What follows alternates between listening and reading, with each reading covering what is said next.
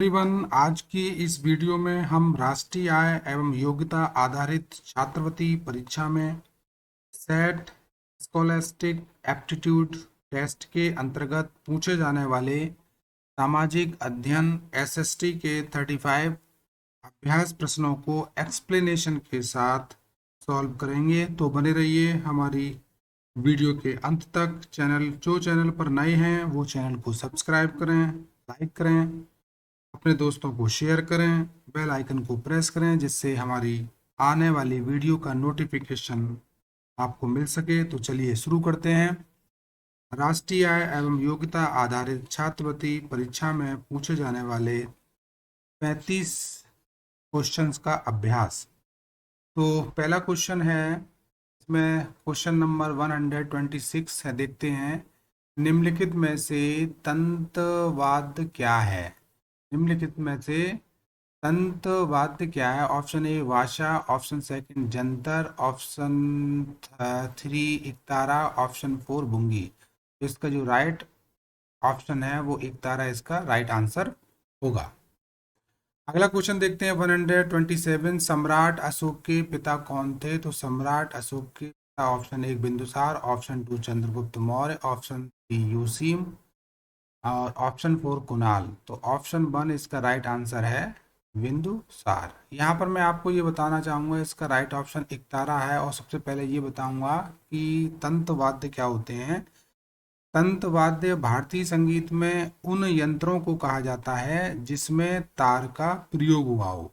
ठीक है, यानी ऐसा कोई म्यूजिकल इंस्ट्रूमेंट जिसमें तंतु यानी तार का प्रयोग हुआ हो, जैसे सितार है, वीणा है, तानपुरा है, ठीक है, तारा है। तो ये सारे वो तंतवाद्य यंत्र हैं जिसमें तार का प्रयोग हुआ है। अब हम देखते हैं 128 अंकोर वाट। अंकोर वाट का जो पहले नाम था वो था कंपूचिया। क्या नाम था? कंपूचिया। लेकिन अब इस समय इसका जो नाम हो गया है वो अर्वाचीन हो गया है, आधुनिक नाम। तो अंकोर वाट का जो विष्णु मंदिर स्थित है वो कहाँ है? ऑप्शन ए कम्बुज में, option second Shyam, option 3 Chamba, option 4 Burma में। तो ऑप्शन 1 इसका राइट आंसर है कम्बुज। देखिए, दुनिया का सबसे बड़ा हिंदू मंदिर भारत में नहीं बल्कि कंबोडिया कम को कंबोडिया बोलेंगे, अब तो इसको कम्बुज कहेंगे, तो उस देश में है। और इस मंदिर को अंकुर वाट मंदिर के नाम से जाना जाता है। अब आगे चलते हैं। आगे है, आगे क्वेश्चन देखते हैं हम 100 क्वेश्चन नंबर 129। खालसा पंथ की स्थापना किसने की थी? तो ऑप्शन इसके हैं, ऑप्शन इसके हैं, जस्ट वेट, इसको जूम कर लो अब, ठीक है। और राइट, तो ऑप्शन 1 है इसका गुरु गोविंद सिंह, ऑप्शन सेकंड है गुरु तेग बहादुर, ऑप्शन 3 है गुरु अंगद, ऑप्शन 4 है कनिष्क। तो खालसा पंथ की स्थापना की है गुरु गोविंद सिंह ने। गुरु गोविंद सिंह यानी खालसा का मतलब क्या होता है? जिस पर केवल एक का अधिकार हो, किसी दूसरे का अधिकार ना हो, उसको हम कहते हैं खालसा।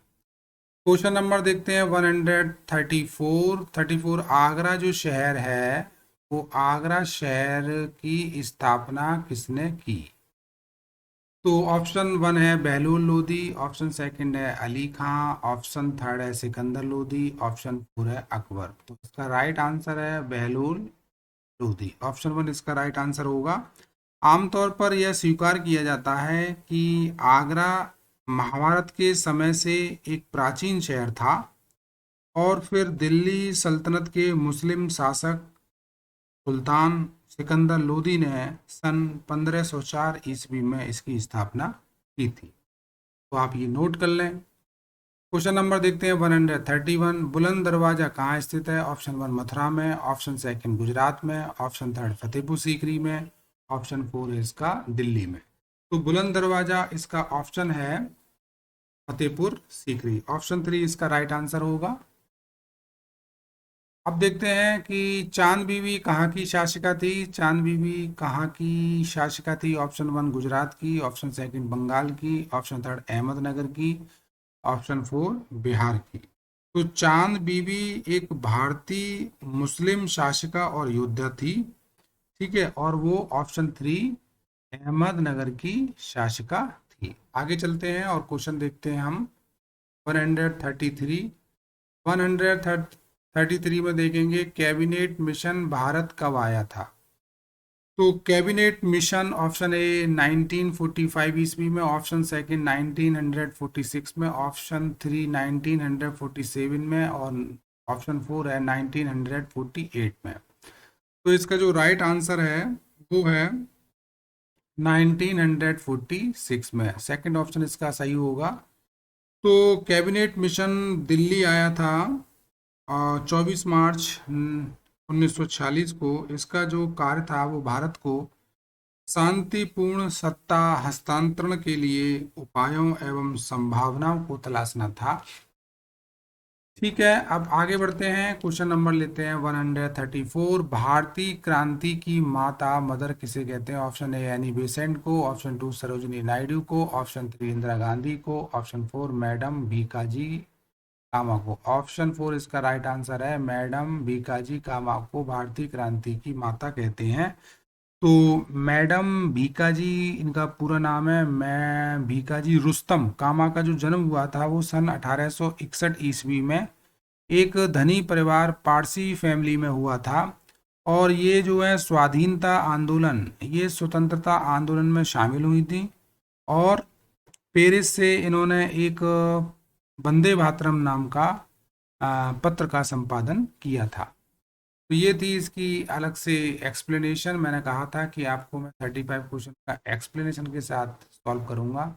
13 अप्रैल 1919 किससे संबंधित है? ऐसा क्या हुआ इस तारीख को और इस सन को? ऑप्शन वन है सत्याग्रह आंदोलन हुआ, ऑप्शन सेकंड जलियांवाला बाग हत्याकांड है, तो ऑप्शन थ्री काकोरी कांड है, ऑप्शन फोर है चौरी चौरा कांड है।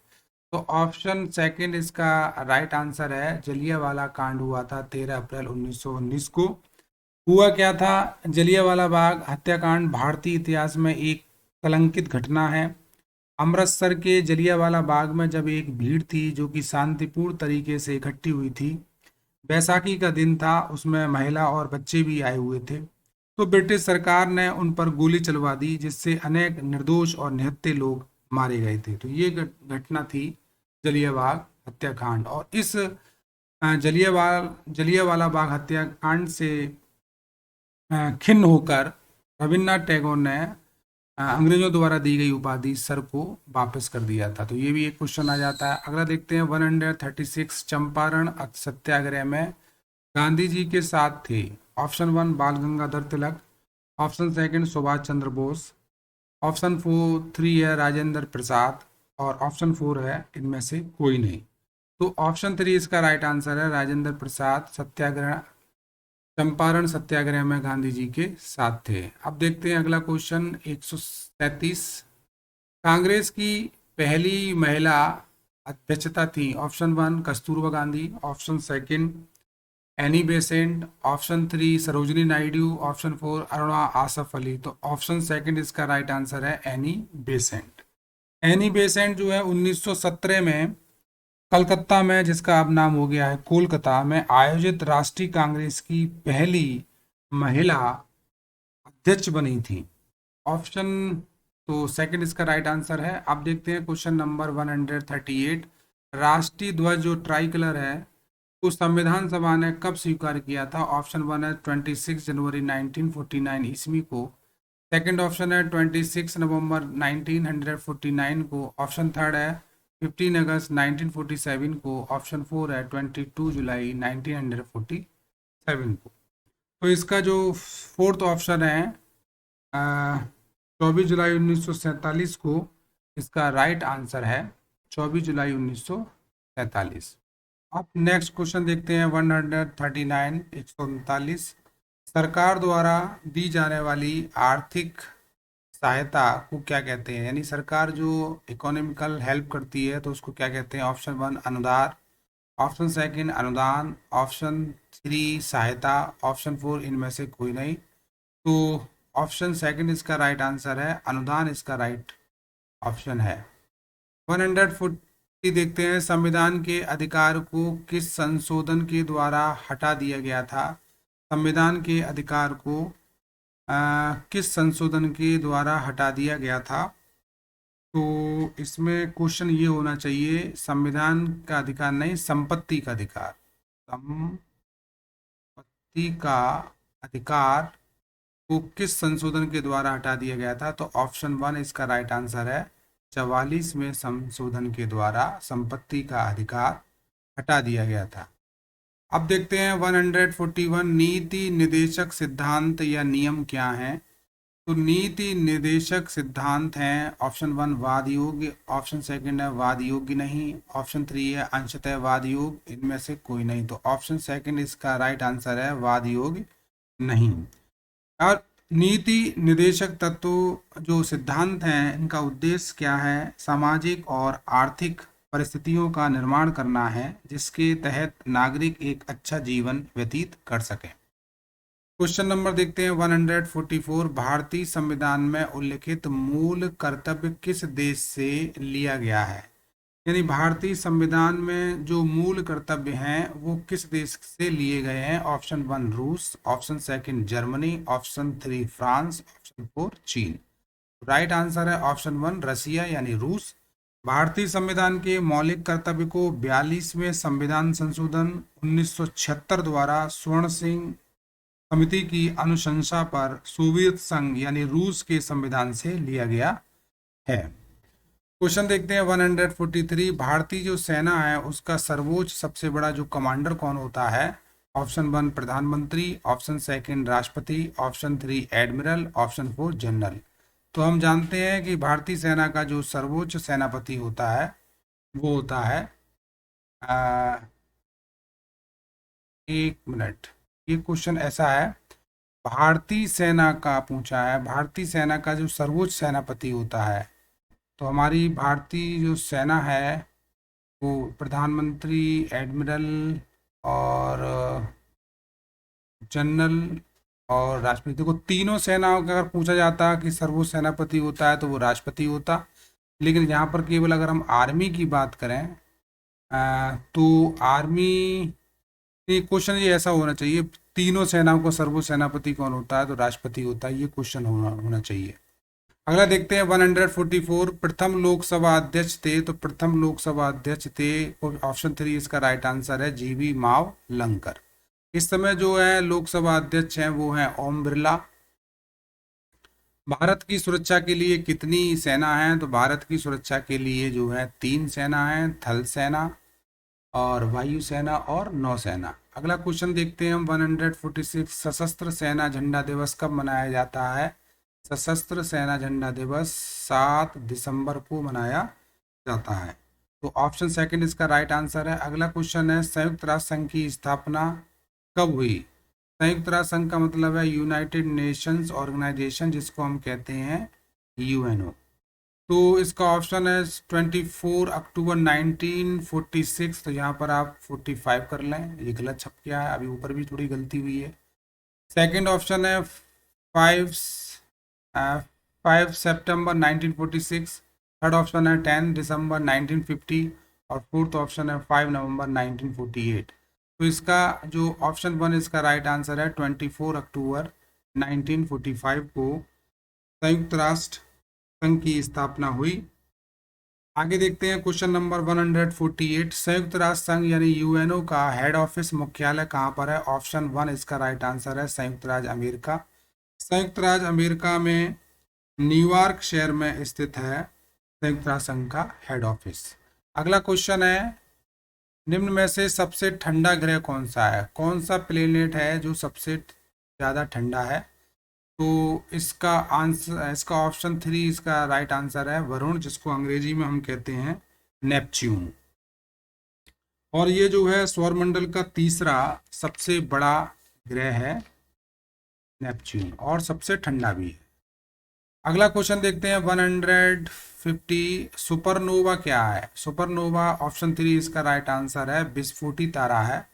अब हम आपको बताते हैं कि खगोलविदों के अनुसार जब एक तारा या सितारा अपना जीवन चक्र समाप्त कर लेता है और अपने जीवन काल के अंतिम चरण में होता है तो एक भयंकर विस्फोट के साथ समाप्त हो जाता है, यानी वो तारा ही समाप्त हो जाता है, जिसको हम की सुपरनोवा कहते हैं। जैसे सूर्य भी एक जो है तारा है, और कहा जाता है कि आगे के कई अरब साल के बाद ये भी जो है नष्ट हो जाएगा और सारे जो हमारे प्लेनेट हैं उन सबको निगल लेगा। अगला क्वेश्चन देखते हैं 151। सूर्य की जो है बाह्यतम परत को क्या कहते हैं? ऑप्शन 1 कर्ण कहते हैं, ऑप्शन 2 प्रकाश मंडल कहते हैं, ऑप्शन 3 क्रीट कहते हैं, ऑप्शन 4 है स्तन मंडल कहते हैं। तो इसमें जो है ऑप्शन 3 इसका राइट आंसर है, क्रीट, जिसको हम कहते हैं कोरोना भी कहते हैं। क्या कहते हैं? कोरोना। तो कोरोना भी कहते हैं, क्रीट इसका राइट आंसर है। अब देखते हैं क्वेश्चन नंबर 152। एक अक्षांश कितने किलोमीटर को दर्शाता है? यानी एक अक्षांश जो है वो कितने किलोमीटर को दर्शाता है? तो ऑप्शन 1 इसका राइट आंसर है, एक अक्षांश जो है 111 किलोमीटर को दर्शाता है। क्वेश्चन देखते हैं 153। खैबर दर्रा, दर्रे को इंग्लिश में पास बोलते हैं, इससे कौन से देश से जुड़े होते हैं?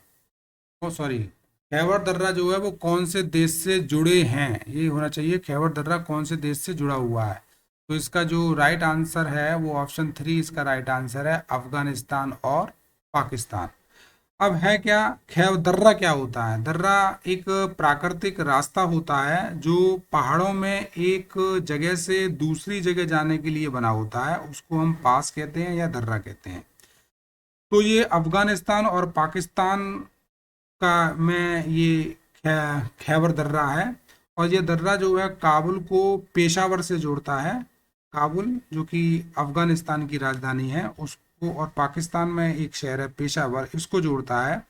और यह दर्रा एक ऐतिहासिक रूप से भी प्रसिद्ध है क्योंकि ये उत्तर पश्चिम से भारतीय उपमहाद्वीप पर आक्रमण करने का प्रवेश द्वार रहा है। ठीक, तो ये था खैबर दर्रे के बारे में अतिरिक्त जानकारी।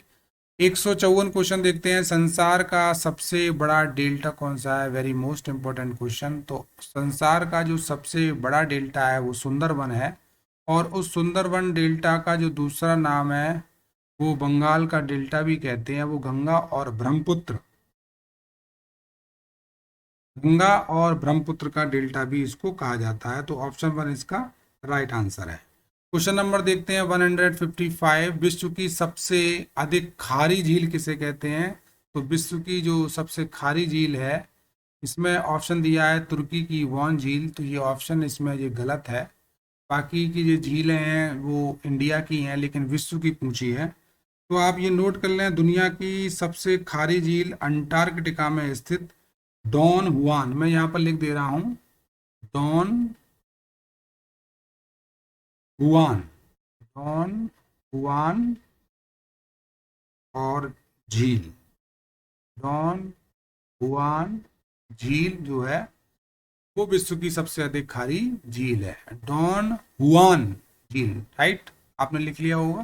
विश्व का सबसे ऊंचा ज्वार कहाँ आता है? तो विश्व का सबसे ऊंचा ज्वार कनाडा में आता है। तो कनाडा में एक फंडी की खाड़ी है जहाँ दुनिया में सबसे ज़्यादा ज्वार आते हैं, और वो है नोवा स्कोटिया कनाडा। एक जगह है नोवा स्कोटिया कनाडा में, एक फंडी की खाड़ी है, वहाँ पर जो है ऊंचे ज्वार आते हैं। तो ऑप्शन 1 इसका राइट आंसर है, कनाडा। अगला क्वेश्चन देखते हैं 157। भारत में सबसे कम वर्षा वाला स्थान है, भारत में सबसे कम वर्षा वाला जो राज्य है वो है राजस्थान।